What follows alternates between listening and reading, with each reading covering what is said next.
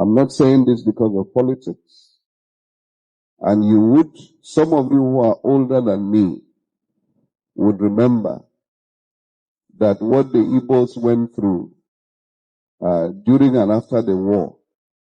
That he wasn't part of the coup, he didn't know anything about it, but he later emerged as head of state after the coup, counter-coup was organized. That is somebody telling lies. And for him to say that the war was not against the Igbo people, I thought by now he should be apologizing to the Igbo people for the role he played in that civil war. Instead of coming here I've come to ask, why and how is it that a country can so unitedly come to say that one tribe, we must hate them, we must prevent them, we must not allow them to have any political relevance in this country? And that tribe are the Igbo people. Guess what? There was a time that I too fell in this pool of hatred for the Igbos until I asked myself. The time that Nnamdi Kanu was convicted, he reduced to 10%. That's what we are battling now. Put it on air. If Nnamdi Kanu is there today, if government of Nigeria will kill Nnamdi Kanu, trust me, normalcy will start coming. And that's all what every Igbo man prays for. Now again. All right, the news that Governor of Plateau State has apologized to Igbos is real. Probably you have seen the flash, but today we are going to go into the details of that news. It's all over now. He apologized to Igbos on what happened during the Biafran War. Yes, this is what the federal government then, or whichever of the person in charge, would have done earlier on, immediately after that war. In fact, immediately after that war, they would have done this thing when the war ended, apologizing to Igbos, and not no victor, no vanquish, this and that. And there is no physical effort on ground to at least make some little amends, even though a broken bottle has no mequatarism. So he said that they were deceived into war against the Igbos. And the basic thing of focus there is that the person that led the war is from Plateau State. That's General Gowon. Meaning that he is apologizing on behalf of Gowon and other members or citizens of Plateau State. You see the point? Well, the governor has taken a very good and bold step in that direction, and I commend him for that. But the truth remains that you cannot kill more than 4 million people and ordinary apology will make amends. That is not possible, and that will not work. It's just like you and your brother doing something and you went and involved police. Once police is involved, forget it. Now your brother has have a big question mark in you. Not to talk of when people were killed. People's life involved. Do you know the extent of damage this thing has caused? Well, I'm not saying that what the governor did is, out of place. It's not out of place. It's still in the right direction. But the proper person that should have done this thing is Gowon himself, not sending somebody to go and do it on his behalf. You see? And in fact, let me just give you details of that, what really happened in that discussion, according to what I have here. Well, people are surprised to hear that, let's go. He said, we were deceived into war.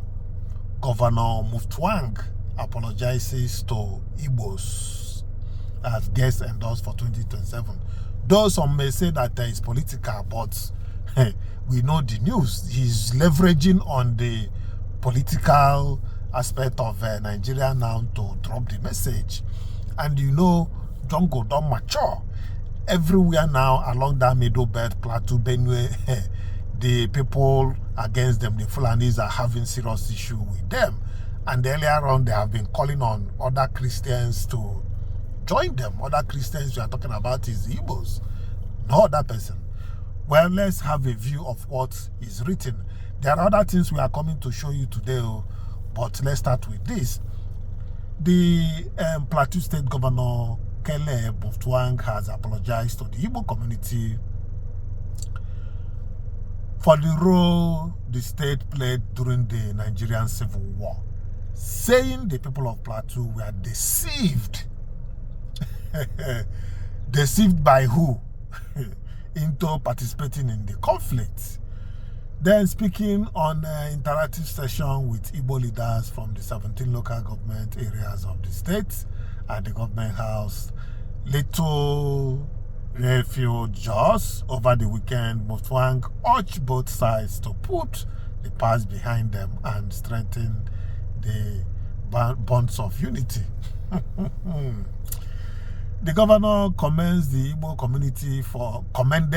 communities for its contribution to socio-economic development of Plateau State, describing them as an integral part of the state's progress. And according to him, Plateau has remained one of the most accommodating states for the Igbo people since the end of the Civil War, noting that compensation was paid for some. Well, you can read it up in the Guardian newspaper. But let me tell you, anywhere in the whole world, Igbos are welcomed because of their adventurous, way of life. They know how to stay with people. They know how to bring their wealth into the community. So talking about welcoming Igbos, that one, a general thing, is in their blood. You cannot chase them away because the goodies they carry to visit you is what will make you to accept them. Having said that, let's have a view of this. I still can't understand why somebody,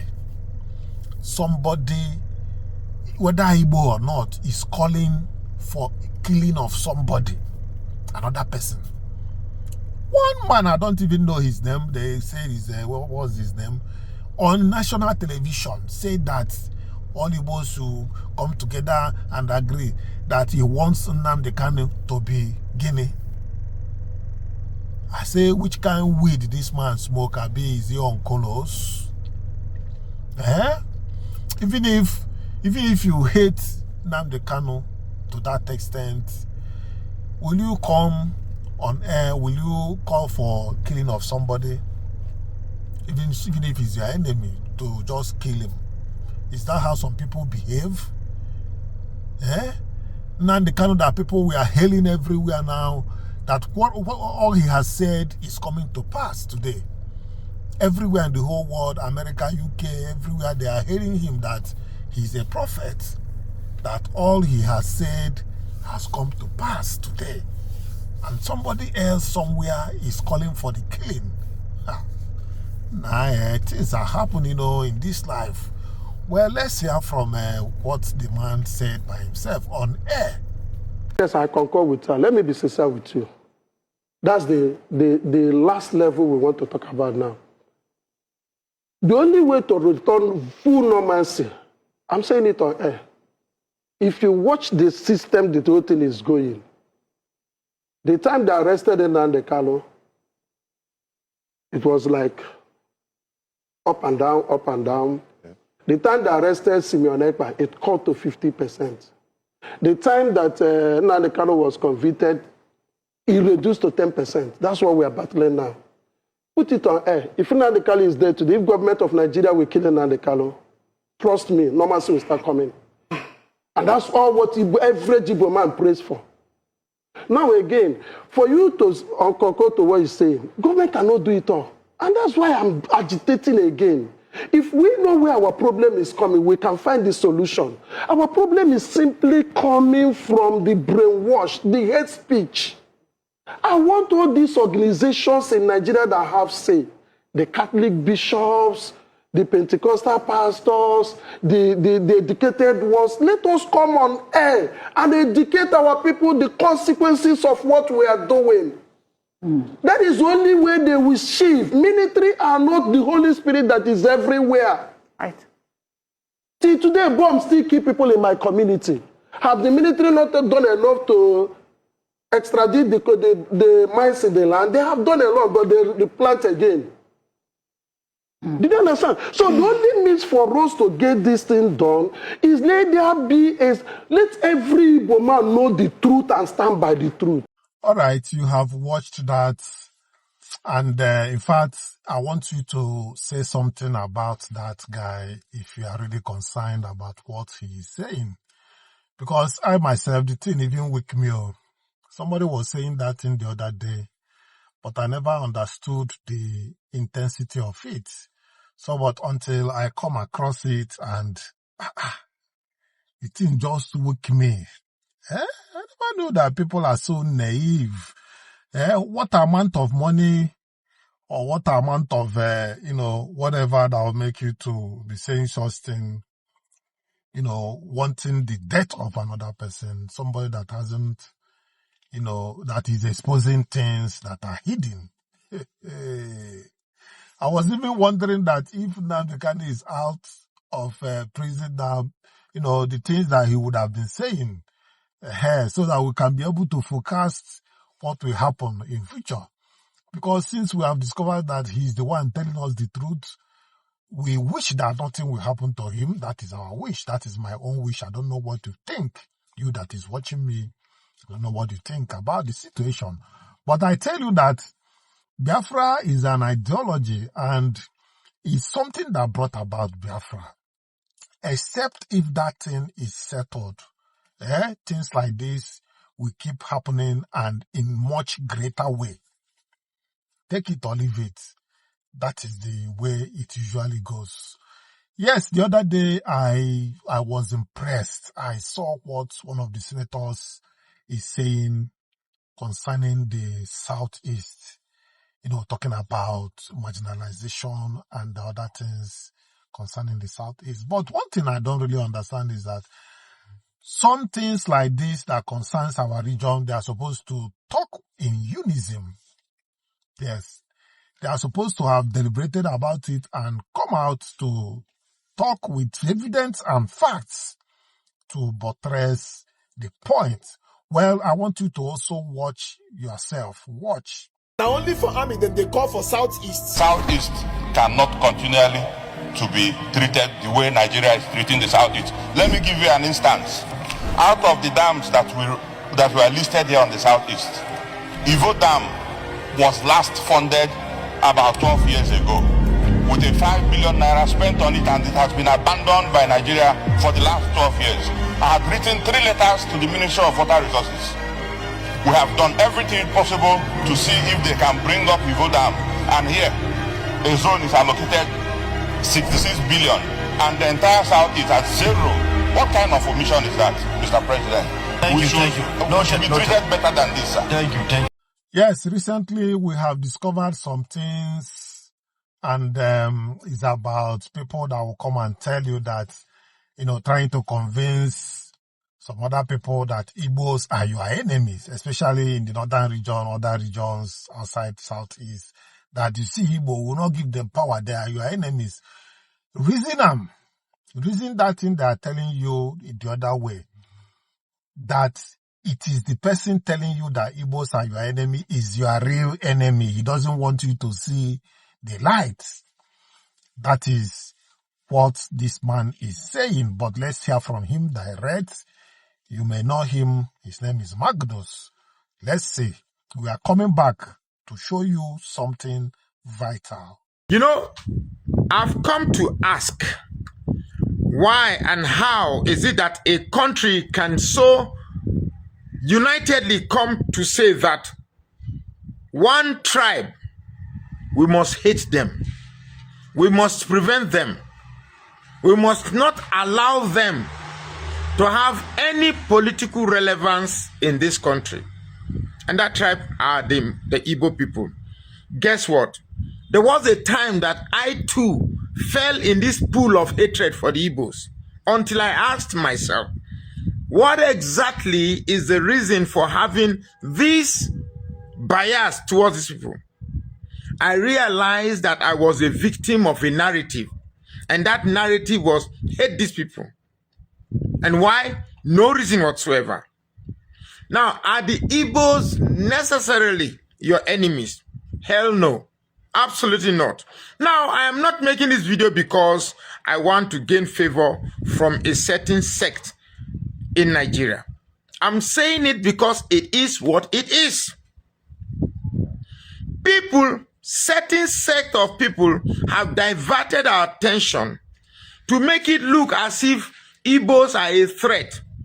While they make us see the Igbos as a threat, they, indeed, the ones that make us feel Igbos are a threat, are the actual threat. These people have been in charge of this country for many years, and where have they led the country to? They have led the country into this abysmal abyss that has brought nothing but total and complete chaos, that has collapsed this country and make us, at this point in time, led this country into complete cataclysmic catastrophe, if I may add that. Now, the Igbos, as far as I understand them, are born into an environment of competition. The moment an average Igbo man is born, he knows that he is faced with a task to succeed. Failure is not in his dictionary. And he does everything humanly possible to succeed. Now, some people may have characterized that they are criminals. Look, they are criminals everywhere. I have, in recent times, associated with the Igbos, and trust me, the narrative that certain people have built around them is not true. These people are very, very hardworking. Very, very hardworking. And because the juice of hard work is in them, that's why you see they go to places, they go everywhere to get something that will make them succeed. And what is the crime in that? Now, I would rather that somebody who has the juice of progress lead this country than somebody who just want to siphon, get, and do nothing with it. They said if you give the Igbo man this country, they will divide it. I'll ask you a question. Those who have ruled this country, have they not put the country where it is necessary for us to divide it now? Is this a country you should call a country? I'd rather than this country be divided right now. If this is the type of leadership we will continue to have. Let's try the Igbo man. Let's see if they too will be able to, if they too have the same scorecard that we have right now. For me, my life became better. I have so much to learn, positive things to learn by studying the Igbo man. There's nothing to hate about them. Rather, there's more to gain from understanding them. So let no one deceive you that the Igbo man is this, the Igbo man is that. The Igbo man is not a bad person. Yes, we may have one or two, just like we have everywhere, but generally speaking, these are people you will learn more from if only you pay attention. Don't let those who have the mission to destroy this country tell that Igbo man is this, Igbo man is that. Ask yourself, those telling you to hate the Igbos, what benefit are they really bringing to you? I can only say what I see. I can't force you to change your mind, but the choice is definitely yours. Follow this page and share this post now. All right, you've just watched Magnus and what he said about, what they are trying to tell you against the Igbos. But I will tell you that reason it the other way according to what he said and see if what they are telling you. Yes, having said that, let's watch this. I tell you that some things are happening in this country and people are keeping quiet. The US, I remember the other time they said that Muslim ticket, it is out of place. They said, yes, Nigeria is the sovereign country, this and that. There are some things US observed and they told us that this thing shouldn't happen that way. And it has never happened before. And it's happening now. Now, Tinubu have picked Shetima. He has picked Shetima. Everywhere is quiet. Well, let's hear from the source of this discussion. Let's hear this man. Few days ago, Tinubu confirmed Shetima as his running mate, thereby allowing a Muslim ticket for the second time. And the funny part of it, everywhere is peaceful. They even have the audacity of saying that the Christian Association of Nigeria is comfortable with that. That is what they said. That is indirectly saying that Christians accept that. We don't really have options. Indirectly saying that Muslim ticket is here to stay. Don't get me wrong, I'm a Muslim. But the truth is, I want equity. I want equal right for everybody. I am not here to promote religion. I am not here to promote tribe. That is not why I'm here. But there is a common saying that says, what is good for the goose is also good for the gander.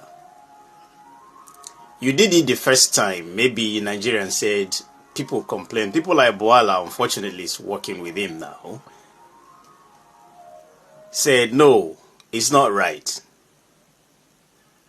If you are a Muslim, you need a Christian to be your deputy. Shagari did it. Shagari was the presidential candidate of MPN. Alese Kweme was his running mate. Alese Kweme was a Christian. Shagari was a Muslim. It's been like that. Even in the military, Babangida and Ihomo, it's been like that. Ebitu Kiwa and all the rest of them. It's been like that. But today, these people have the audacity of telling Christians, go to hell. And everywhere is peaceful. And no Christian, when I mean no Christian, no, I'm not talking about, no, I'm talking about our bishops. I'm talking about our archbishops. I'm talking about our, whatever name you call them. Nobody has challenged that. Nobody has told Tinubu, even our so-called Papa, and all the rest of them, Adeboye, Bakare. These guys were mouthy those days. But today they are all mute. None of them have tell him that, no, you don't make a Muslim your deputy. That's calling Christians fools. Some time ago, I told a story about giving Muslims time to go and pray. They give them 2 hours every Friday to go and pray where I am. But as a Christian, they will not give you 30 seconds to go and pray on Sunday. But on Friday, Muslims are given 2 hours to go and pray. But Christians can never be given 30 seconds to go and pray. I started to investigate, then I realized that Christians hate themselves. Christians are not united. A Muslim can enter any mosque anywhere to pray. Even when their praying pattern is different, but he will go there to pray. But a Christian can never, a Catholic, you hardly see a Catholic go to Winners Chapel to pray. You hardly see a Redeemed Christian Church member go to Cherubim and Seraphim to pray. You hardly see, what do you call that, of Latter-day, Jesus Christ of Latter-day Saints, go to an Anglican church to pray. But they are all Christians. They are all Christians. Then you ask yourself questions, what is going on? And that is where they premise the whole thing, that Christians are not united. And because we are not united, we are misbehaving. Because we are Muslims, we are dominating. You understand what I mean? Yes. The audacity is too high. The audacity is calling Christians a total nobody, and they are not willing to do anything because they've been bought and sold in Nigeria. The question I want to ask Christians: can any Christian have the audacity to run a Christian ticket? In fact, you will not even try it, because Muslims we will tell you that we are not going to vote for you because of Christian ticket. No Christian will try it. You will never try it. I am telling you. I want to dare anybody in Nigeria, anybody, until thy kingdom come, except Nigeria is divided. Except Nigeria is divided, or we are running a kind of a confederation or thereabout. But as long as Nigeria is the way it is today, there is no Christian that will have the guts to run a Christian ticket. It will never happen. I am telling you. It will never, because immediately you mention it, Muslims will shut you down. In fact, they will tell you that Muslims are not going to vote for you. They will tell you that North is not going to vote for you. But when they do it, nothing, no qualms, because Christians don't even know what they want. Christians, as it stands today, are OES members, as long as as long as religion is concerned in Nigeria. Our Muslim brothers made it clear to everybody that Christianity is inferior to Islam. Whether you like it or not, that's how it is, and that's how it is like. If you try it, they will cite Abiola and King Ibe. When they cite that, they said Nigerians didn't revolt. Nigerians voted massively for them. And today they tried it. I told you guys that what Tinubu does is to try Nigerians. When he tries Nigerians and see that everywhere is quiet, he will continue. Just the way he did with the WAEC and NECO, and Nigerians revolted, he reversed it. That's Tinubu for you.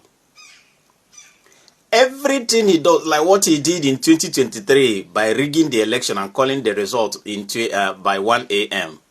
Had it been Nigerians revolted, the judges will reverse the whole thing. But Nigerians kept quiet. And it happened. Now they tried Muslim tickets. It worked. Nigerians did not. They came in with their propagandas and everything, and Nigerians accepted it. As a matter of fact, since that thing came, since they made it known that Shetima is going to run the second term with Tinubu, everywhere is quiet. Christians are not even doing anything. So they've won again. And if we continue like this, because they rigged the election last time, it worked for them. This time around, they are going to rig it. As a matter of fact, Anambra is already gone. I will tell us the whole truth in my subsequent edition. You understand? So, Christian Association of Nigeria, can you for once defend your religion? Can you for once tell these people that you are also part and parcel of Nigeria? Can you stop betraying your people? What you are doing is betraying Christians and Christianity everywhere in Nigeria. That is why they are buying people anyhow. That's why they are buying Christians anyhow, because you guys are not united. You believe in prayers by all means. Prayers is good, but prayers don't do a whole lot. There are some things you do for yourselves, not prayers. Everything is not prayers. Jesus himself, through the table of gamblers and all the rest of them in the church, he did not rely on prayers. He did not rely on prayers. He took action. Christians and Christian Association of Nigeria, you guys need to wake up. You guys need to tell Tinubu that what he is doing to Christians is wrong. You guys need to wake up. If you don't want to do it now, when are you going to do it? Because another one, if Peter Obi doesn't win, another one that is coming in 2031, we will also take a Muslim as a deputy, and he will make reference to Abiola, make reference to Tinubu, and nothing will happen. Nothing will happen. And before you know it now, Christians will face extinction. I told you a story of how it started in Turkey. It's now started. And they will be playing it down. They will tell you that Christians accepted it last time. And this time, it's not going to be different. And even when you try to talk, they will tell you, why did you allow it to happen during Abiola? And why did you allow it to happen in 2023? Why are you objecting to it now? That's how it starts. They will try to blackmail you guys to make you look stupid by arguing about the whole thing. But if you stand your ground, if you say that Christians need to be the deputy, you need to fight. It's not late. If you Christians say, yes, things need to change, except there is a plan to vote massively for Peter Obi, which to me is far, far better. Except there is a plan. And it's not only voting, you will make sure that the vote will not be rigged. Because they are not relying on your vote. They are relying on the judiciary and the INEC to rig and change the laws. They twist the laws to suit them.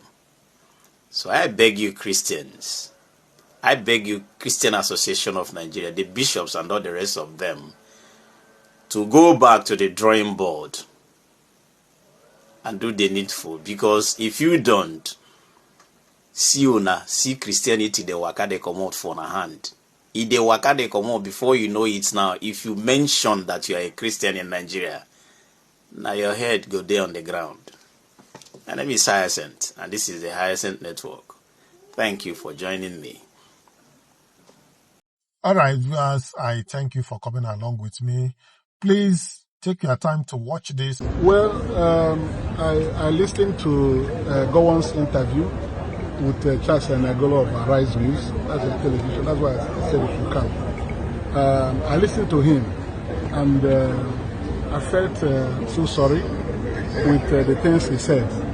The reason being that at 91 years of age, I shouldn't be joining issues with him.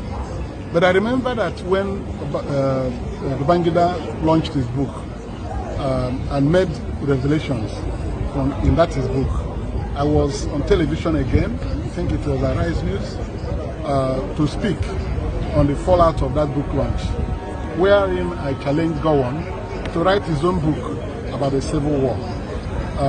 Because Babangida stated clearly that the coup wasn't an Igbo coup. The Igbo people have suffered gravely because of that coup. A coup that was plotted to bring Awolowo out of prison and make him president of Nigeria. The actors had written their books, and that was their common program.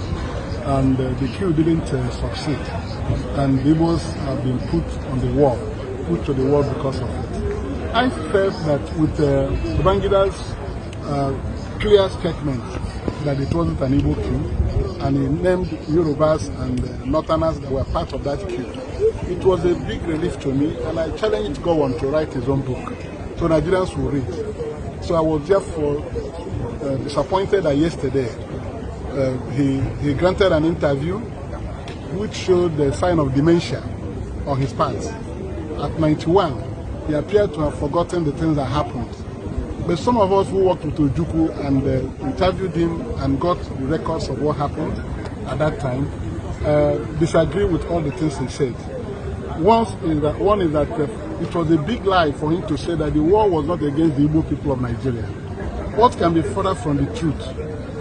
They said he was in Abeokuta. He wasn't in Abeokuta, and he heard about the insurrection in Abeokuta, and he was somewhere, and suddenly he saw how it ended. It snowballed into assassination of Agui Ironsi.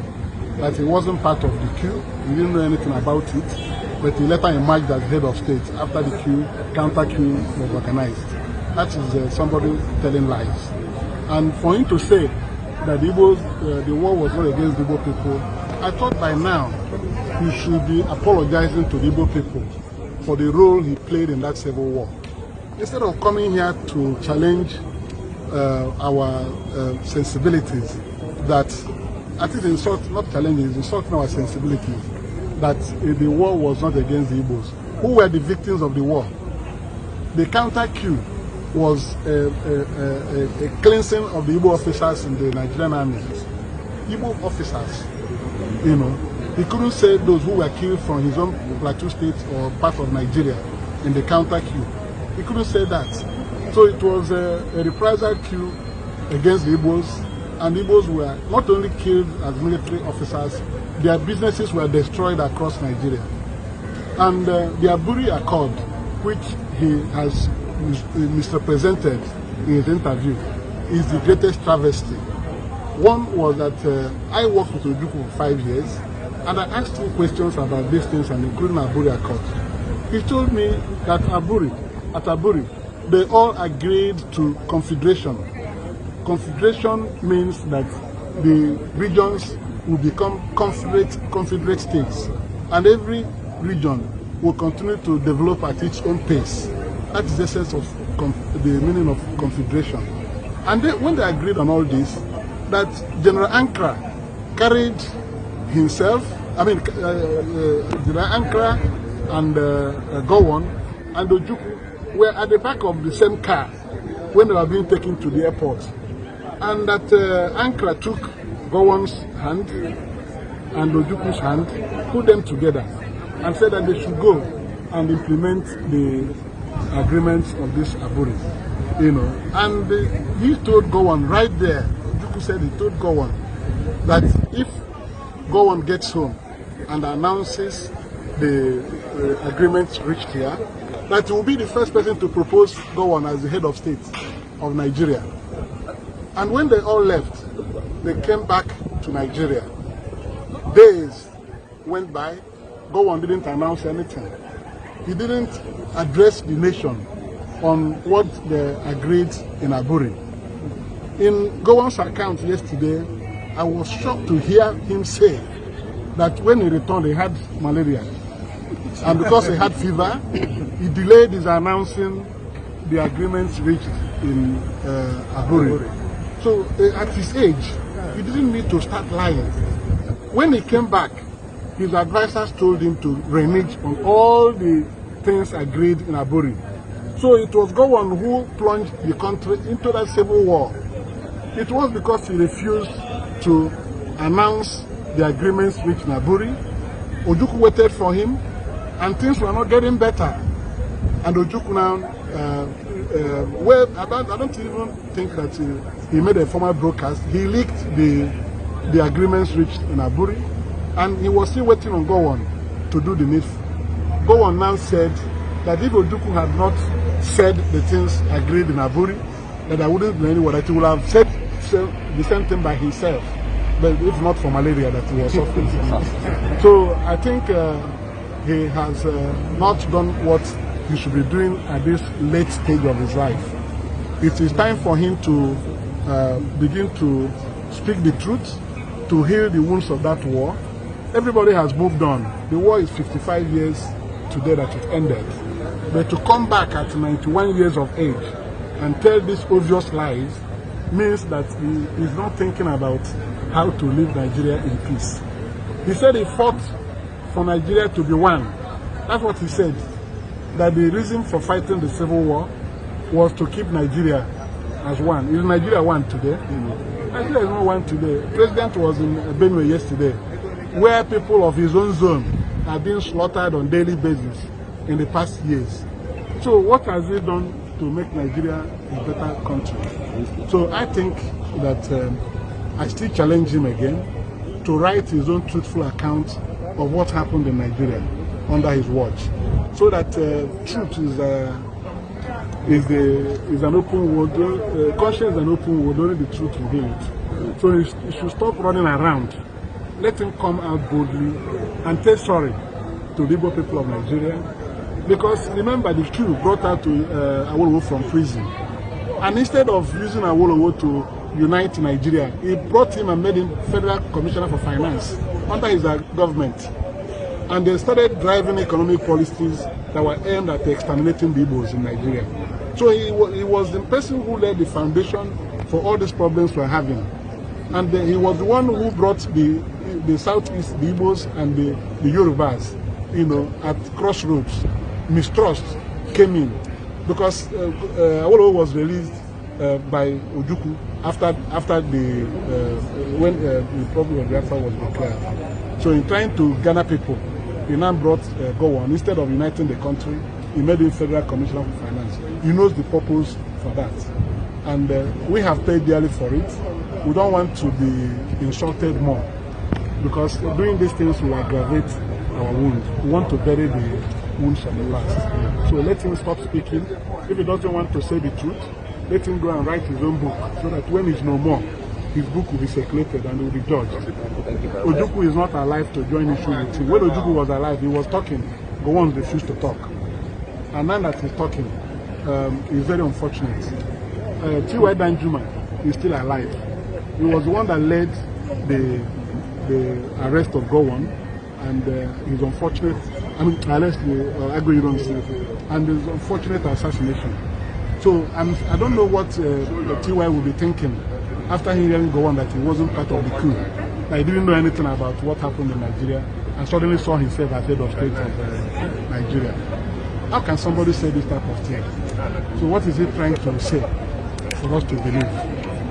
So thank you very much. All right, viewers, welcome back from that discussion. Please, if you have not subscribed to YangaLife channel, please click on the subscription button, notification bell, like our videos, and don't forget to share it. Let others watch with you. Tell us what you think about what we have discussed or outside what we have discussed. Please share this video till I come your way next time. I am still Chinedu.